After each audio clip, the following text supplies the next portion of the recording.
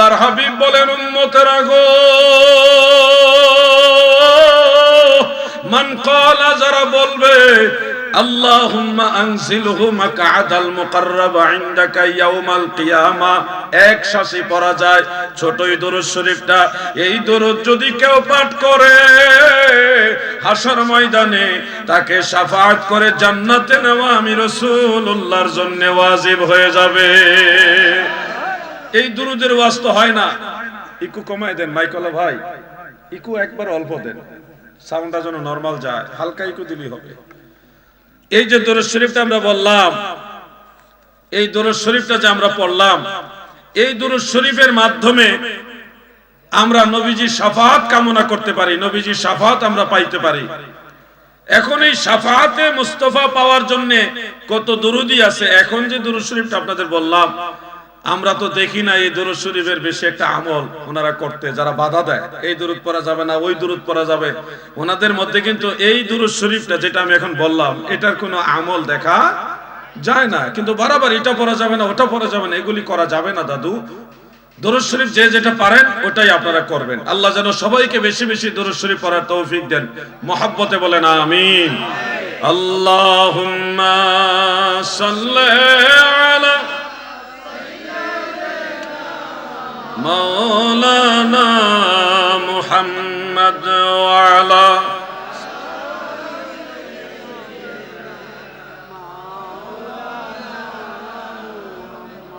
একটু জিকির করুন ইসমে জাত আল্লাহ আল্লাহ আল্লাহ আল্লাহ আল্লাহ আল্লাহ আল্লাহ আল্লাহ আল্লাহ আল্লাহ আল্লাহ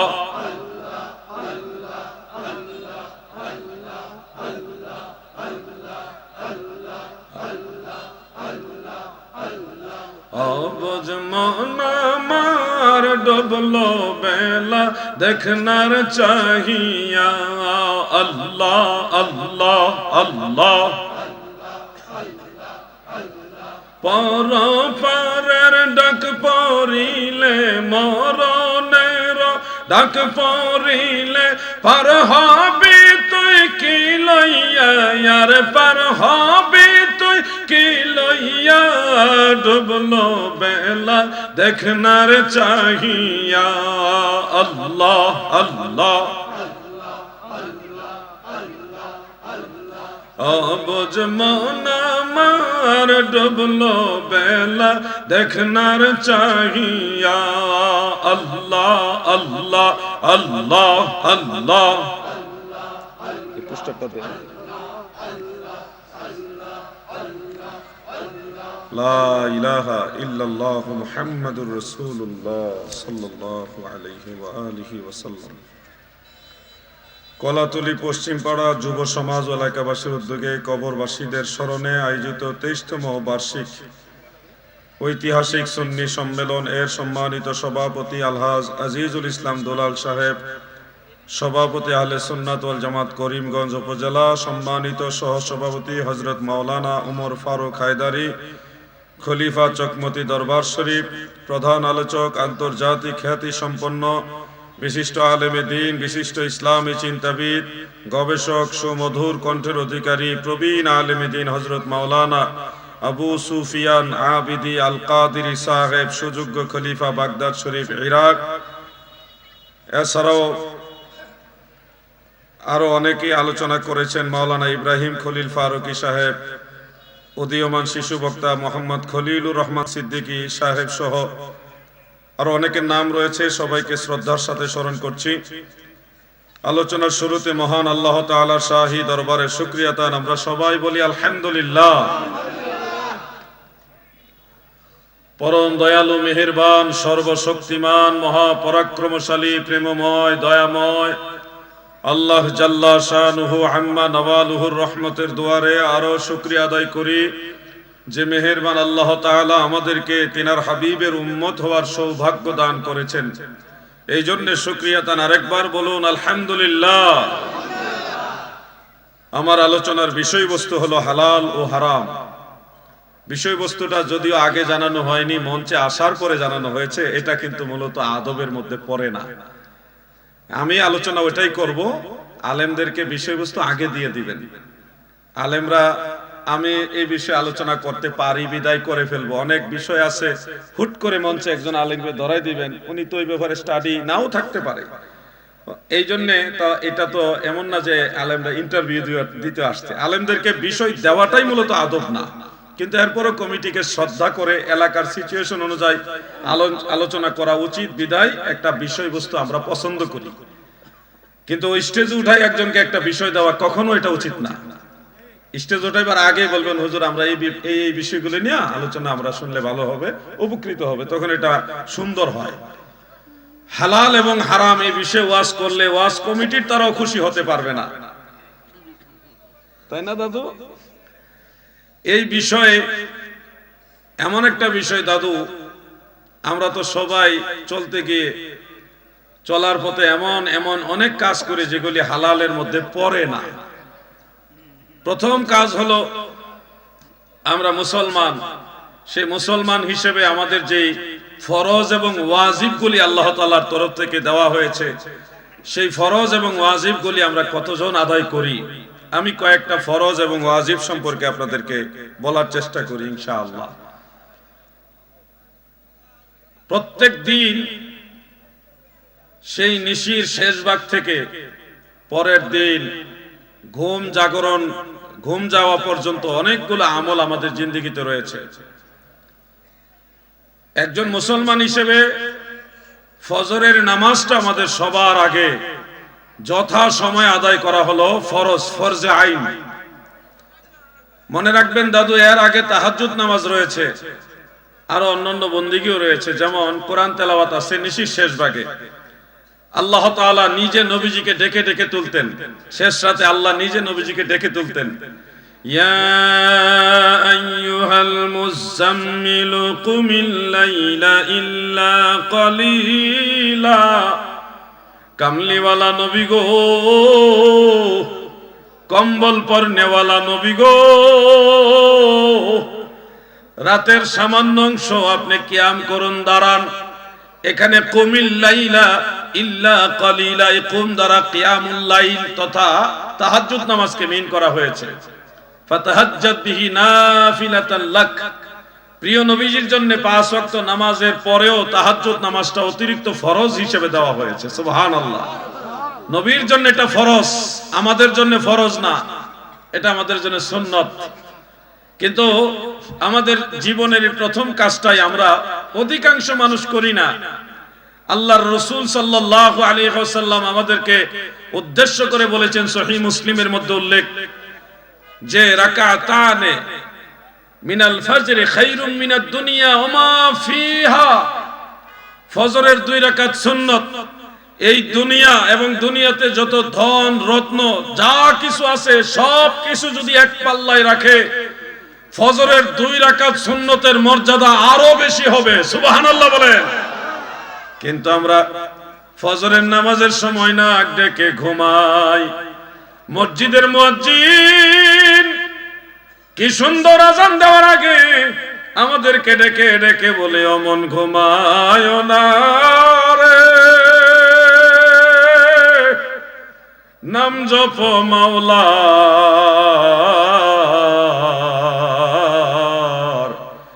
একদিন ঘুমাইবি রে মন, কবর মাজার মন ঘুমায় না রে।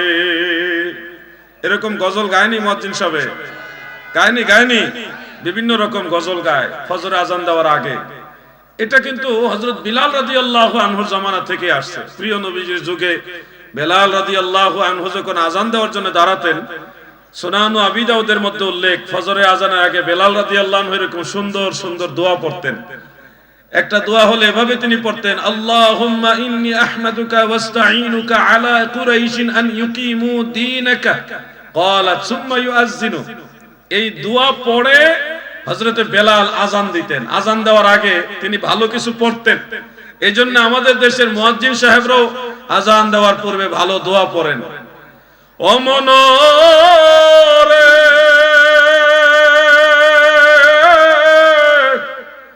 দিন দুনিয়ার বাদশা ছিল নবীজি আমার, সারা রাত্র জিকির করত মাওলার দরবার, মন ঘুমায় না রে মন ঘুমায় না রে, নাম জপ মাওলার,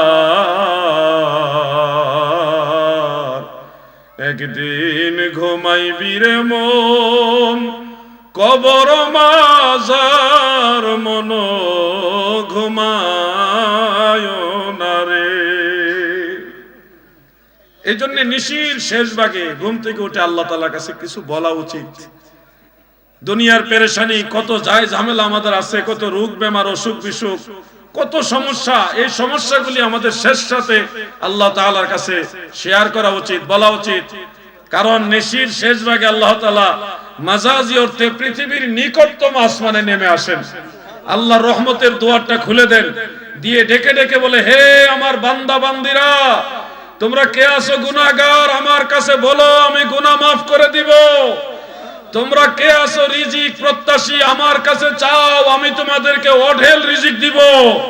তোমাদের কার কি প্রয়োজন, আমি আল্লাহর কাছে বলো, আমি তোমাদের সকল চাহিদা পূর্ণ করব। সুবহানাল্লাহ বলেন। ফজরের আজানের আগ পর্যন্ত আল্লাহ তাআলা ডাকেন। এজন্য নিশির শেষ ভাগে আমাদের মুমিন মুসলমানদের কর্মসূচি শুরু হয়।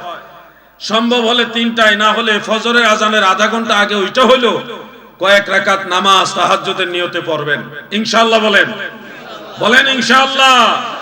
এরপরে ফজরের নামাজ। দাদুগো এখানে একটা মাসআলা আপনাদের বলে দেই, ফজরের নামাজ যেহেতু এটা মানুষের ঘুমের সময়ের নামাজ, অধিকাংশ মুসল্লি ফজরের নামাজের জামাত ঠিক মতো পড়তে পারে না। বন্ধু চিনা যায় সফরে, মুসল্লি চিনা যায় ফজরে। ফজরের নামাজের জামাতের দিকে তাকাইলেই বোঝা যায় অরিজিনাল নামাজি কয়জন। এই ফজরের নামাজের টাইমটা এমন একটা টাইম যে ওই সময় শয়তান মানুষের কানের ভিতরে এসে আরামের জন্য, আরামে ঘুমানোর জন্য খুব সেবা যত্ন করে। শয়তান এসে তাকে খুব আরাম দেয় যে ঘুমাও, শেষ রাতে ঘুম ভালো লাগে নাকি, খুব ভালোভাবে চাপে, আরামের ঘুম হয় শেষ রাতে। এই সময়ে দেখা যায় অনেক সময় অনেক ভালো নামাজি যারা নিয়মিত জামাতে নামাজ পড়ে, ওনাদেরও জামাতে যেতে যেতে একটু দেরি হয়ে যায়।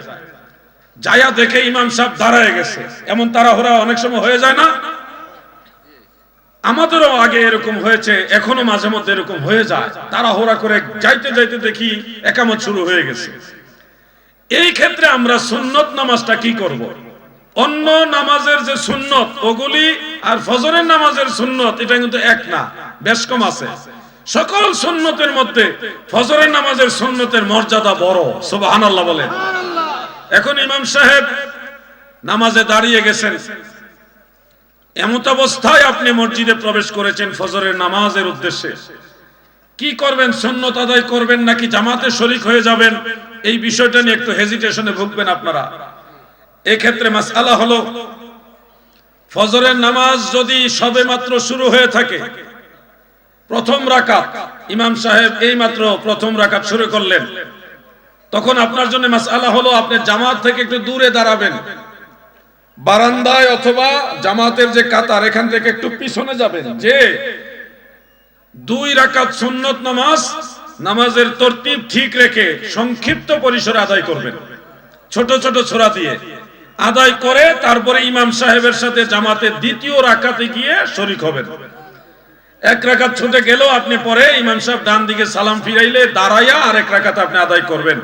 এতে করে আপনার সুন্নত আদায় হবে, জামাতও পাওয়া হয়ে যাবে। কেন ইমাম সাহেবের সাথে গিয়ে জামাতে শরীক না হয়ে সুন্নত পরে তারপরে জামাতে শরীক হওয়ার গুরুত্বটা এভাবে কেন দেওয়া হলো? এর পিছনে হাকিকত হলো, সহিহ বুখারী ও মুসলিমের মধ্যে হাদিস উল্লেখ রয়েছে। আন আবি হুরায়রা রাদিয়াল্লাহু তাআলা আনহু قال عن أبي هريرة رضي الله عنه نهى رسول الله صلى الله عليه وسلم عن صلاة بعد الفجر حتى تطلع الشمس وبعد العصر حتى تغرب الشمس رواه البخاري سبحان الله বলেন হযরত আবু হুরায়রা বলেন নাহা রাসূলুল্লাহ সাল্লাল্লাহু আলাইহি ওয়াসাল্লাম আন সালাতিল ফাজরি বাদাল ফাজরি ফজরের জামাতের পরে হাত্তা তাতলু আশ-শামস সূর্য উদয়ের আগে এই সময়ে নামাজ পড়তে নিষেধ করেছেন। কথাটা ভালো করে খেয়াল করবেন, ফজরের জামাতের পরে সূর্য উদয়ের আগে এই সময়ে সকল প্রকার সুন্নত নফল নামাজ পড়তে প্রিয় নবীজি নিষেধ করেছেন।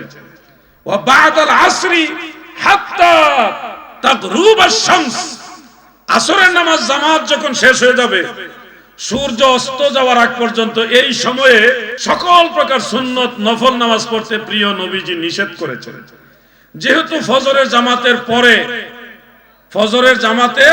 পরে সূর্য উদিত হওয়ার আগে এই টাইমে সুন্নত নফল নামাজ পড়া নিষেধ, সেহেতু আপনি যদি জামাত চলাকালীন 2 রাকাত নামাজ সুন্নত আদায় না করেন তাহলে ফজরের সুন্নত আদায় করতে হবে সূর্য উদয়ের পরে। এত সময় মুসল্লিরা বসে থাকে বা থাকবে এই আশঙ্কাটা কম। এই জন্য সাহাবীদের মধ্যে এক জামাত সাহাবী, আপনারা তাদের নামও শুনেছেন, হযরত ওমর ফারুক রাদিয়াল্লাহু আনহু, নাম শুনছেন কিনা? ওনার জামানায় এক দল তাবেঈ এবং সাহাবীদের মধ্যে প্রিয় নবীজির আপন চাচাতো ভাই হযরত আব্দুল্লাহ ইবনে আব্বাস রাদিয়াল্লাহু আনহুমা, হযরত আব্দুল্লাহ ইবনে মাসউদ যিনি সাহাবীদের মধ্যে মুফতি ছিলেন, মারহাবা বলেন।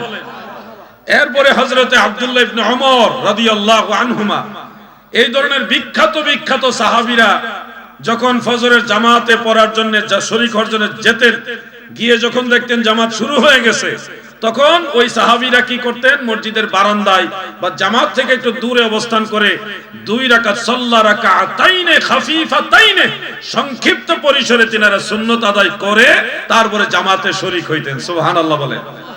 প্রিয় ভাই আমার, বন্ধুরা আমার, কিন্তু আমরা দেখি অনেক লামাযহাবী আছে, তারা এই মাসালাটার বিরোধিতা করে তারা বলে আমরা হানাফিরা যেই নিয়মে জামাত চলাকালীন সময়ে যে সুন্নত পড়ি এটাকে তারা বলতেছে এটা বিদআত।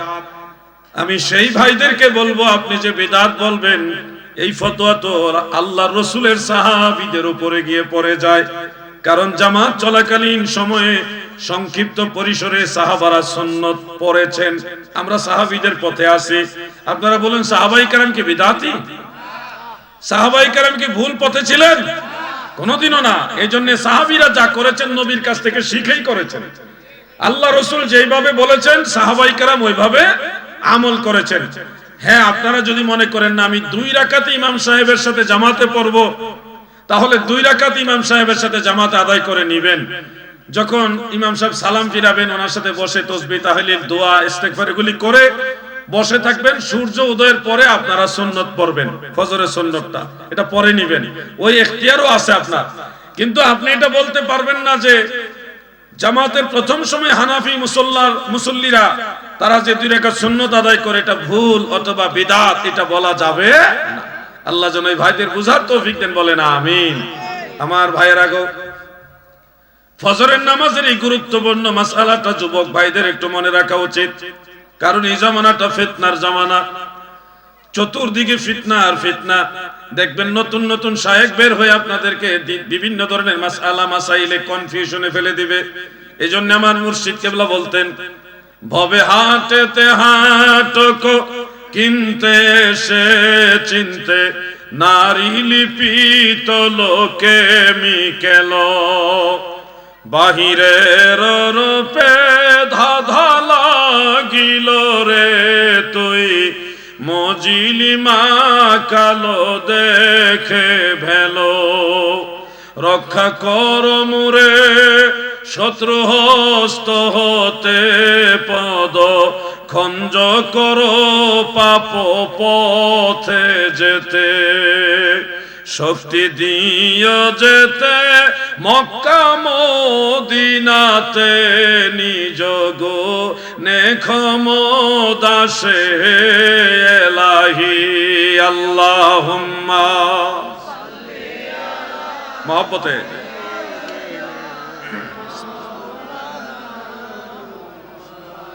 ওয়ালা আলি সাইয়্যিদিনা। প্রিয় ভাই আমার, বন্ধুরা আমার, এই ফজরের নামাজ হলো আমাদের জীবনের সবচেয়ে গুরুত্বপূর্ণ নামাজ। এই নামাজ পড়ে আপনি যখন কাজ করবেন দেখবেন প্রতিটা কাজ আপনার দিনের বেলায় সহজ হয়ে যাবে। ট্রাই করে দেখেন না কিছুদিন। ইমাম মুনজিরি রহমাতুল্লাহ আলাইহি আত-তারগীব ওয়া তারহিবের মধ্যে বেশ কয়েকটা হাদিস এক জায়গায় জমা করেছেন। আল্লাহ তাআলা বলেছেন হাদিসে কুদসি যে আমার বান্দারা যখন নামাজ যথাসময়ে আদায় করে তখন সকল দায় দায়িত্ব আমি আল্লাহর উপরে চলে আসে, তার সকল কাজ আমি সহজ করে দেই। সুবহানাল্লাহ বলেন। আর যখন যথাসময়ে আপনি নামাজ আদায় না করবেন দেখবেন পেরেশানি শেষ হয় না, আপনার ঝামেলাই শেষ হবে না। মনে হইতেছে জোহরে আজান দিছে, এই জামাতে যাব নামাজ পড়বো, 1:30 বেজে গেছে এই যাইতেছি কাজটা শেষ করে লই, 2টা বেজে গেছে এই কাজটা শেষ করে লই, 2:30 3টা বেজে যাবে, আপনার কাজ আর শেষ হবে না। যত সময় নামাজও পড়েন না কাজও শেষ হবে না। টাইম মতো নামাজ পড়ে নেন, যে কোনো কঠিন কাজ আল্লাহ আপনাকে সহজ করে দিবে। সুবহানাল্লাহ বলেন। বিশ্বাস আসেনি আল্লাহর উপরে? সবাই বলেন আছে কিনা ভাই? আচ্ছা ভাই মনে দেরিতে আছে। বন্ধুরা আমার, দাদু ভাইরা আমার, এই বিষয়গুলো আমাদের প্রত্যেকের খেয়াল রাখা উচিত। আমাদের বক্তাদের জন্য সুবিধা, আমাদের রাত্রে বেলা ঘুম হয় না, এই মাহফিল শেষ করে হয় না, চেষ্টা করলে হবে না। মাহফিল 12টা 12:30 1টায় শেষ করে রওনা দেই, এক এলাকা থেকে আরেক এলাকা যাইতে যাইতে ফজরের টাইম হয়। সুন্দর মতো আমরা জামাতের সাথে নামাজ আদায় করে বিশ্রাম নিতে পারি। এটা আমাদের জন্য একটা সুযোগ, এবং শেষ রাতের আমলটাও আল্লাহর দরবারে হাজিরাটা হয়ে যায়। কারণ রাতে তো এমন ঘুম হয় না, অন্য ঘুম হয় না, এই জন্য হাজিরাটা হয়ে যায়। আলহামদুলিল্লাহ। আপনাদেরকে বলবো দাদু, চেষ্টা করলে হবে। দেখেন কবরস্থানের দিকে তাকিয়ে দেখেন, এই যে কবরবাসীর স্মরণিত মাহফিল, এটা তাদের দিকে তাকিয়ে দেখেন কত মানুষ কবরে শুয়ে গেছে। একবার যারা কবরে চলে গেছে দ্বিতীয়বার আর ফিরে আসতে পারে নাই। আমরাও যেদিন মরে যাব আর ফিরে আসতে পারবো না। পারবেন আপনারা? যতদিন বেঁচে আছেন ততদিনই আপনি চাইলে নামাজ সহ বিভিন্ন নেক আমল করতে পারবেন। যেদিন আপনি মরে যাবেন আপনার আমল নামা বন্ধ হয়ে যাবে। ইজা মাতাল ইনসান ইনকিতাল আমালু আনহু, মানুষ যখন মারা যায় তার সকল আমলের দরজা বন্ধ হয়ে যায়। আমলের দরজা বন্ধ হয়ে যায় এটার অর্থ এই না যে অন্য কেউ দোয়া করলে সে উপকৃত হবে না, বরং সে নিজের থেকে আর কোনো আমল করতে পারবে না। নামাজ পড়তে পারবে না, জিকিরও করতে পারবে না, তাসবিহ তাহলিল কোনো আমল করতে পারবে না। কিন্তু বাইরের কোনো মুমিন মুসলমান যদি তার জন্য দোয়া করে, ইস্তেগফার করে, তার পক্ষে আল্লাহর কাছে ক্ষমা চায়, ইসালে সওয়াব করে, তাহলে সেটার দ্বারা অবশ্যই সে উপকৃত হবে। যেমন আল্লাহ নিজেই দোয়া শিখাইছেন। সেই দোয়াটা হলো রব্বিরহামহুমা কামা রব্বায়ানি সগীরা। বলেন না, রব্বিরহামহুমা কামা রব্বায়ানি। মা বাবার জন্য দোয়া করবেন।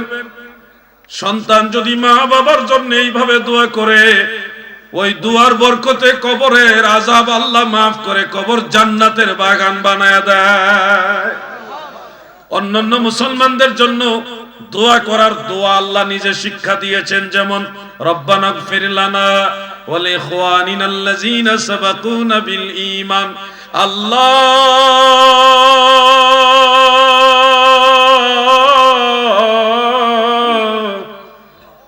ইগফির লানা, আমাদেরকে মাফ করেন, ওয়া লিইখওয়ানিনা, আমাদের ভাই বোনদেরকে মাফ করে দেন, আল্লাযীনা সাবাকুনা বিল ঈমান, যারা ঈমানের সাথে কবর দেশে চলে গেছে গো, আপনি তাদেরকেও মাফ করে দেন।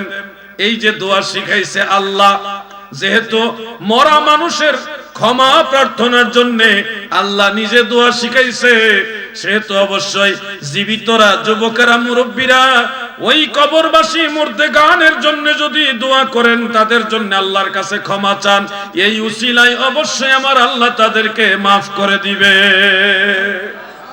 আপনারা মৃতদের জন্য দোয়া করার পক্ষে না বিপক্ষে?